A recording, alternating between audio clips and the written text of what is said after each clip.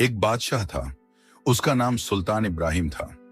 वह हमेशा अपने अमीरों और सरदारों की वफादारी पर शक करता रहता। एक रोज वह अपने महल की बालकनी में टहल रहा था। तभी उसकी नजर उसके एक सरदार यूसुफ के घर पर पड़ी। यूसुफ की पत्नी अपने छोटे से आंगन में कपड़े सुखा रही थी। यूसुफ की पत्नी बहुत ही खूबसूरत थी।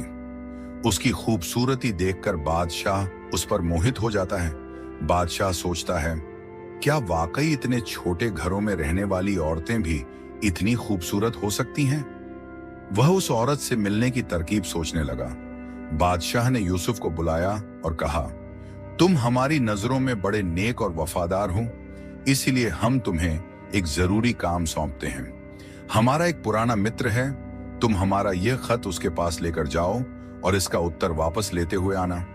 यूसुफ ने कहा, बादशाह का हुक्म सलाखों पर, मैं कल सुबह ही रवाना हो जाऊंगा। यूसुफ अपने घर वापस चला जाता है और रात अपने घर में बिताता है और सुबह होते ही निकल जाता है। इधर बादशाह उसके घर जाने का मौका मिल जाता है। वह उसके घर जाता है और बाहर से दरवाजा खटखटाता है। अंदर से आवाज आती है, कौन है?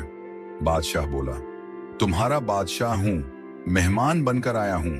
औरत ने कहा, हुजूर, मेहमान बनने का हक सिर्फ वही निभा सकता है जिसमें नीयत साफ हो, और अगर किसी का इरादा टेढ़ा हो तो अल्लाह ही बेहतर मेहमान नवाज है। बादशाह सक पका गया। बादशाह गुस्से में बोला, ए लड़की, तुम जानती नहीं हो कि मैं तुम्हारा बादशाह हूं।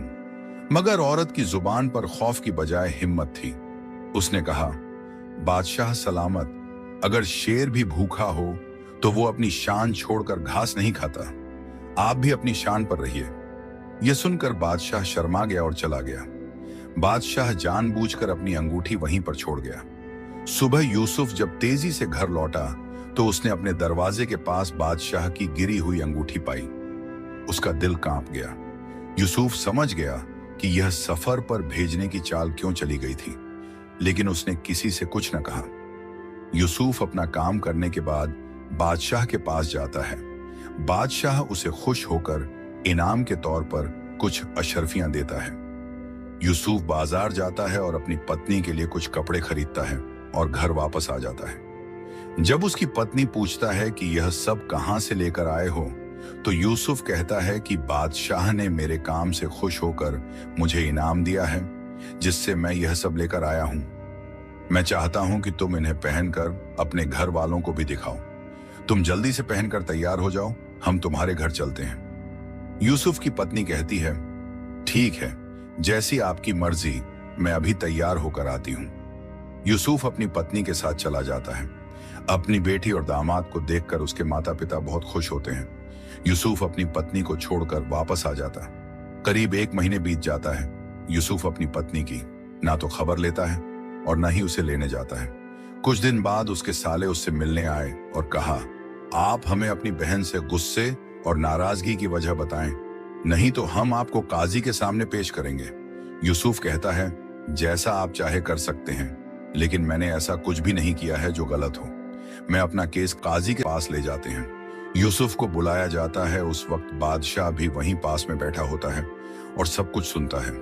काजी साहब, हमने एक बगीचा फूलों और फलों से भरा हुआ और साथ में मीठे पानी का कुआं इस शख्स को दिया था। इस शख्स ने हमारा बगीचा उजाड़ दिया और सारे फल खा लिए और कुएं को खराब करके बंद कर दिया।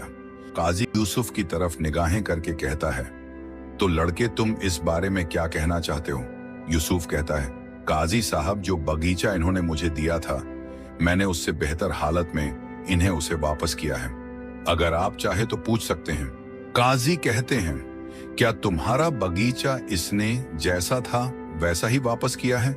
लड़की वाले कहते हैं, हाँ, वैसी ही हालत में वापस किया है, लेकिन हम उसे वापस करने का कारण जानना चाहते हैं। काजी ने कहा, यूसुफ, तुम इस बारे में क्या कहना चाहते हो? यूसुफ ने कहा, काजी साहब, उन्होंने मुझे एक बगीचा सौंपा था।